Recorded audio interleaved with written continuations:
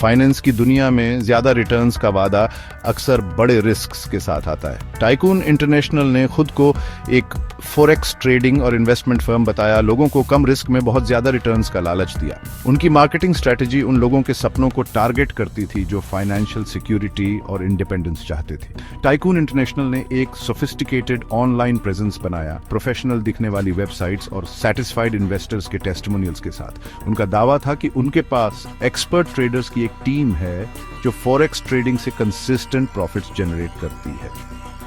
Investors को 20 से 30% तक मंथली रिटर्न्स का वादा किया गया, जो लेजिटिमेट इन्वेस्टमेंट एवेन्यूज से कहीं ज्यादा था।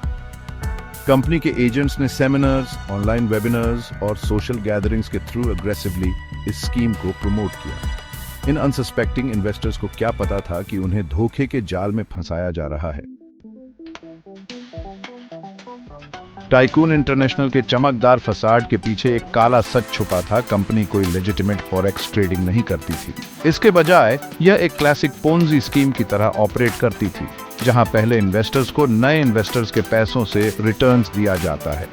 नए लोगों से इकट्ठा किया गया पैसा ऊपर वालों को जाता था, उन्हें अमीर बनाता था और प्रॉफिटेबिलिटी का इल्यूजन क्रिएट करता था। इस दिखावे को बनाए रखने के लिए टाइकून इंटरनेशनल इन्वेस्टर्स को फेक ट्रेडिंग स्टेटमेंट्स देती थी, जो इंप्रेसिव लेकिन झूठे प्रॉफिट्स दिखाते थे।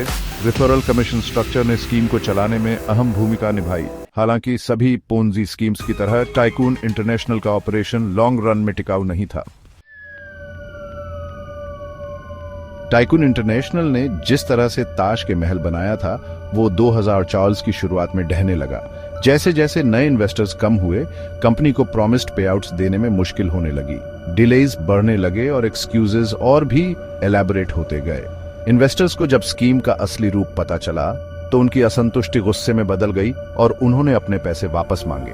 टाइकून इंटरनेशनल के कभी बस्टलिंग ऑफिसेज अचानक बंद हो गए, उनकी वेबसाइट्स ऑफलाइन हो गई और कंपनी के फाउंडर्स गायब हो गए, टूटे हुए सपनों और फाइनेंशियल रूइन का मंजर छोड़ गए।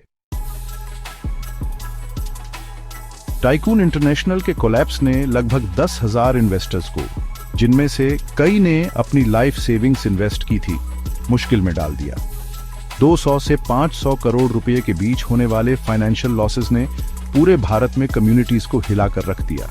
जैसे ही मामला शांत हुआ, लॉ एनफोर्समेंट एजेंसीज हरकत में आ गईं। टाइकून इंटरनेशनल और उसके डायरेक्टर्स के खिलाफ फ्रॉड, चीटिंग और क्रिमिनल ब्रीच ऑफ ट्रस्ट के आरोप में कई फायर्स दर्ज की गईं। हालांकि रिक्रूटमेंट प्रोसेस में शामिल कुछ एजेंट्स को पकड़ लिया गया, लेकिन टाइकून इंटरनेशनल के मास्टरमाइंड्स फरार रहे।